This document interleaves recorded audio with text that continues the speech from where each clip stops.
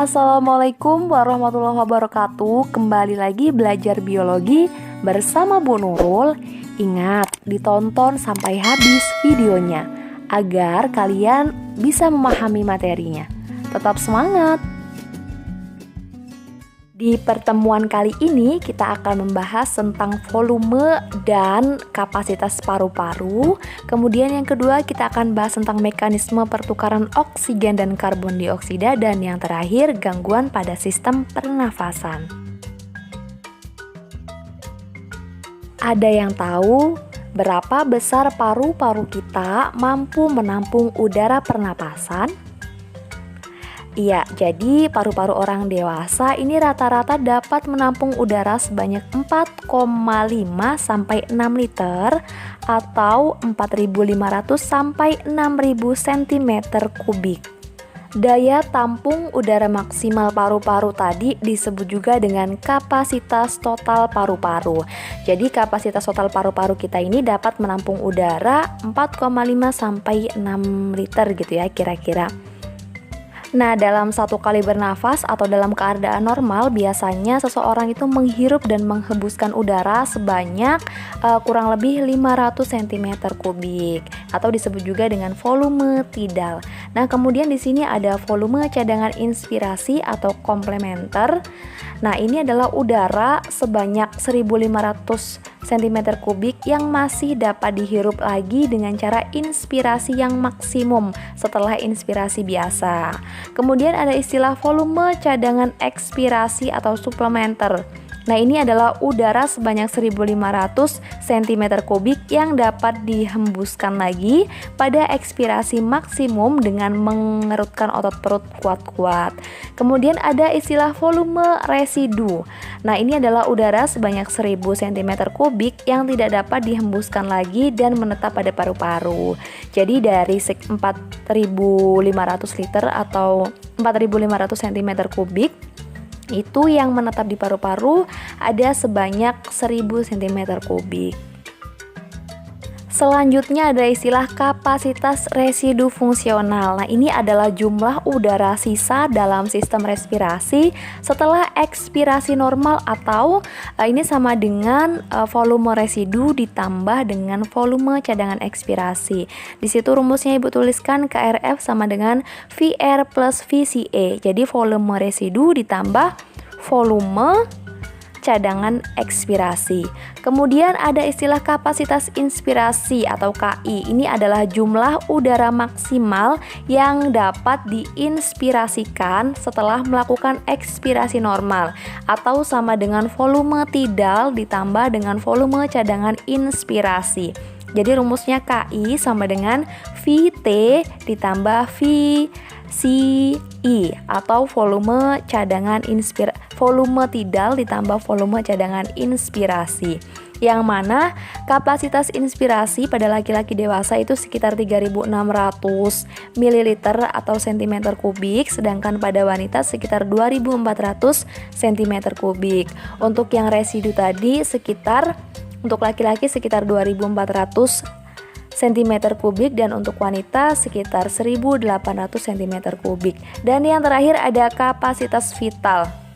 Ini adalah jumlah udara maksimal yang dapat dikeluarkan dengan kuat setelah inspirasi maksimum atau sama dengan penambahan volume tidal, volume cadangan inspirasi dan volume cadangan ekspirasi. Di situ rumusnya sudah Ibu tuliskan ya. Jadi kapasitas vital pada laki-laki dewasa itu sekitar 4.800 cm kubik, sedangkan pada wanita sekitar 3.100 cm kubik.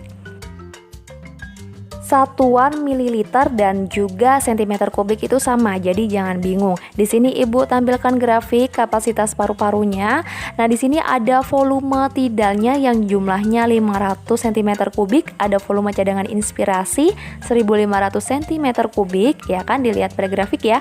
Kemudian volume cadangan ekspirasinya 1.500 cm kubik dan volume sisa atau volume residunya itu 1.000 cm kubik. Apabila yang dicari kapasitas vitalnya tadi sesuai dengan yang sebelumnya Ibu bahas, volume tidal ditambah volume cadangan inspirasi dan volume cadangan ekspirasi. Jadi kapasitas vitalnya berjumlah 3.500 cm3. Kalau yang ditanya volume total paru-paru, tinggal ditambah tuh kapasitas vital tadi dengan volume residu yaitu 1.000 cm3. Jadi totalnya 4.500 cm3. Sampai di sini paham? Nah, kapasitas paru-paru sendiri dapat diukur dengan alat yang disebut dengan spirometer. Selanjutnya kita akan membahas tentang frekuensi pernapasan, yang mana frekuensi pernapasan seseorang itu dipengaruhi oleh beberapa faktor. Yang pertama ada usia. Nah, jadi untuk usia ini sendiri semakin menua maka frekuensinya itu akan semakin menurun, gitu ya. Kemudian untuk yang kedua ini ada jenis kelamin. Nah, biasanya laki-laki memiliki frekuensi pernapasan yang lebih cepat dibandingkan perempuan. Alasannya yang pertama karena biasanya aktivitas laki-laki itu lebih banyak, lebih aktif dibandingkan yang perempuan. Kemudian alasan yang kedua karena kapasitas paru-paru laki-laki itu lebih besar daripada perempuan. Dan yang ketiga ini posisi tubuh.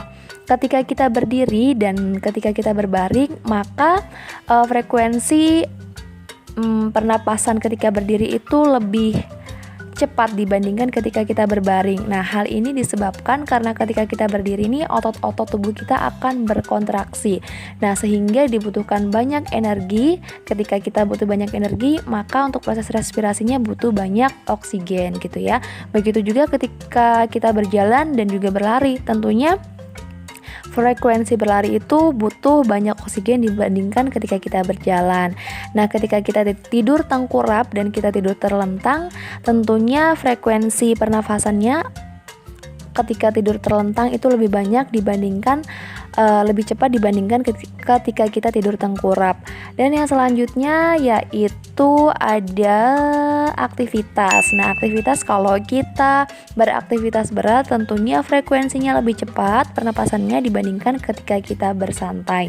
Dan ada ketinggian tempat.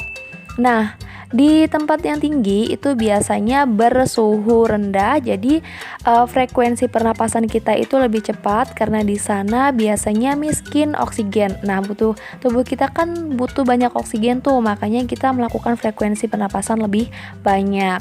Dan untuk di tempat yang lebih rendah tempatnya itu biasanya lebih kecil frekuensi pernapasannya. Lanjut, kita akan bahas tentang mekanisme pertukaran oksigen dan karbon dioksida. Jadi, oksigen dan karbon dioksida ini dapat bertukar karena adanya perbedaan tekanan. Nah, yang pertama kita bahas dulu pertukaran oksigennya. Pertukaran oksigen ini terjadi melalui mekanisme yang pertama nih, oksigen masuk ke dalam tubuh melalui inspirasi.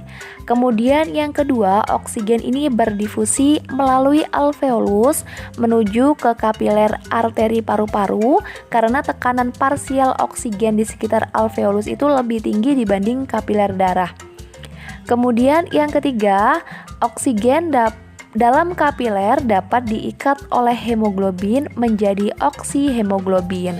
Nah, reaksi kesetimbangannya ini yaitu ada Hb plus O2 jadinya HbO2. Jadi setiap molekul hemoglobin itu mengandung 4 gugus heme. Maka molekul ini dapat dinyatakan sebagai Hb4 gitu ya penulisannya. Nah, jika berikatan dengan 4 molekul O2, nantinya maka akan membentuk Hb4O8. Nah, reaksi pengikatan ini berlangsung sangat cepat, yaitu dengan membutuhkan waktu kurang dari 0,01 detik. Cepat ya berarti. Nah, kemudian oksihemoglobin tadi kemudian akan berdifusi masuk ke dalam sel-sel tubuh untuk digunakan dalam proses respirasi. Lanjut kita bahas pertukaran karbon dioksida, yang mana ini mekanismenya yang pertama, respirasi pada mitokondria sel itu menghasilkan zat sisa yaitu CO2. Ingat kan, mitokondria di materi sel itu fungsinya untuk respirasi. Nah, zat sisanya itu karbon dioksida atau CO2. Nah, kemudian yang kedua, karbon dioksida ini berdifusi dari sel menuju ke kapiler vena karena tekanan parsial karbon dioksida dalam sel lebih tinggi dibanding kapiler vena. Nah, kemudian yang ketiga, karbon dioksida pada kapiler vena kemudian dibawa menuju alveolus dengan 3 cara. Nah, cara yang pertama ini oleh plasma darah. Setidaknya ada 5% karbon dioksida larut dalam plasma darah membentuk asam karbonat dengan bantuan enzim karbonat anhidrase. Jadi CO2 plus H2O menghasilkan H2CO3. Akibatnya pH darah turun namun dinetralkan oleh ion natrium dan juga kalium. Kemudian cara yang kedua, ini nantinya dia akan berikatan dengan hemoglobin. Jadi setidaknya ada 30% karbon dioksida yang nantinya akan membentuk karbominohemoglobin Hb plus CO2, HbCO2 karbominohemoglobin. Kemudian cara yang ketiga yaitu sebagian besar atau sekitar 65% karbon dioksida diangkut oleh plasma darah dalam bentuk ion bikarbonat HCO3. Nah, reaksi perubahan karbon dioksida menjadi ion bikarbonat ini dibantu oleh enzim yang sama tadi, yaitu ada enzim karbonat anhidrase. Setelah dengan 3 cara tadi, kemudian karbon dioksida dilepaskan oleh darah dan berdifusi melalui alveolus menuju ke paru-paru. Dan yang terakhir, karbon dioksida keluar dari tubuh melalui ekspirasi. Nah, yang terakhir ini ada gangguan pada sistem pernapasan. Di sini Bu Nurul minta kalian untuk mencari deskripsinya, apa sih istilah-istilah atau arti dari penyakit di bawah ini, kemudian kalian cari penyebab dan juga gejalanya. Paham ya? Terima kasih sudah menonton videonya, semoga materinya bisa dipahami dan juga bermanfaat. Ibu akhiri, wassalamualaikum warahmatullahi wabarakatuh.